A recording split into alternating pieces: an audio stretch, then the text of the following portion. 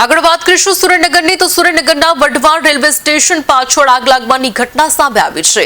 ખેતરની વાડીમાં અગમ્ય કારણોસર આગ લાગી હતી। ઘટનાને પગલે આજુબાજુના વિસ્તારમાં દોડધામ મચી ગઈ હતી। સમગ્ર બાબતે ફાયર વિભાગને જાણ કરાઈ ત્યારે ટીમે સ્થળ પર પહોંચીને આગ ઉપર કાબુ મેળવ્યો હતો।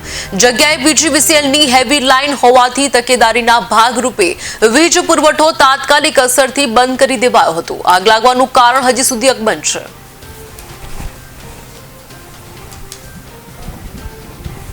बरोबर 4:30 અને પછી મેં જોયું તો ધુમાડાના વરાળ નીકળતી હતી અને આ વાયડું કરેલી હતી ખેતરમાંથી બાવળ કાઢીને મોટા થપ્પા કરેલા હતા। હવે ચારે જગ્યાને શું થઈ ગયું કંઈ ખબર નહીં।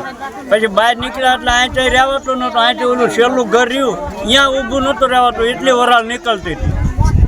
એટલે હવે મ્યુનિસિપાલિટીને કહી અને આ ખેતર કાં સાફ રખાવે ખેતરવાળા પાસે, અને કાં તો એ ગમે જે બંદોબસ્ત કરવો એ કરે। અમારે અવારનવાર આવું થાય છે તો અમારે શું કરવું?